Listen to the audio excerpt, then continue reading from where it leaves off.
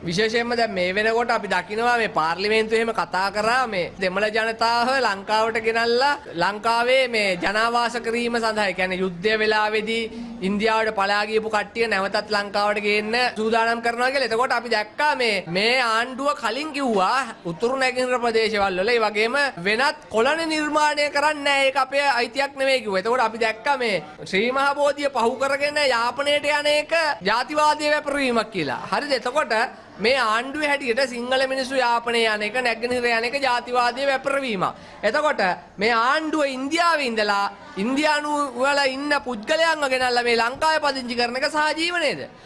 මේ ආණ්ඩුවට සිංහල මිනිස්සුන්ගේ ඉඩම් දෙන්න බෑ. උතුරු නැගෙනහිර ප්‍රදේශවල වල තියෙන. හැබැයි ඉන්දියාවෙන් ගෙනල්ලා 85000ක් ලංකාවේ පදිංචි කරවන්න පුළුවන්. ඒතර මොකද්ද මේ සාධාරණේ? සිංහල ඡන්ද වලින් ඇවිල්ලා සිංහලයටම කෙලින මේ ආණ්ඩුවේ තියෙන මේ කූට කුමන්ත්‍රණ වැඩපිළිවෙල අද සිංහලයට අවබෝධ කරගන්න බැරිලා තියෙනවා. සිංහලයට මනෝමූලික පහර දීමක් වෙලා තියෙනවා. තමන්ගේ ජාතිය ආගම රට ගැන කතා කරන්න එපා.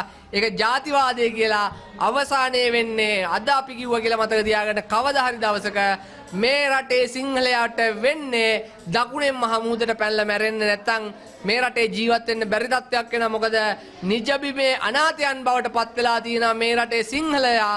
විශේෂයෙන්ම කියන්න ඕනේ මේ ආණ්ඩුව නැගෙනහිරට යන්න එපා උතුරට යන්න එපා කීකේ ජාතිවාදයේ වපුරනවා කිය සිංහලයට ගගහ. එතකොට අපි අහනවා මේගොල්ලෝ පිළිබඳ බුද්ධ්‍යංශ වාර්තාවක් ඇඳවලා තියෙනවද? මේ පුද්ගලයෝ LTT එකත් එක්ක කොහොමද තියෙන සම්බන්ධය? නැත්නම් ඉන්දියාවේ තියෙන අනෙකුත් රස්තවාදී සංවිධාන හෝ වේවා මද්ද්‍රව්‍ය ජාවාරම් සංවිධාන හෝ වේවා වෙනත් අයත් එක්ක තියෙන සම්බන්ධය පිළිබඳ බුද්ධ්‍යංශ වාර්තාවක් ඇඳවලා තියෙනවද?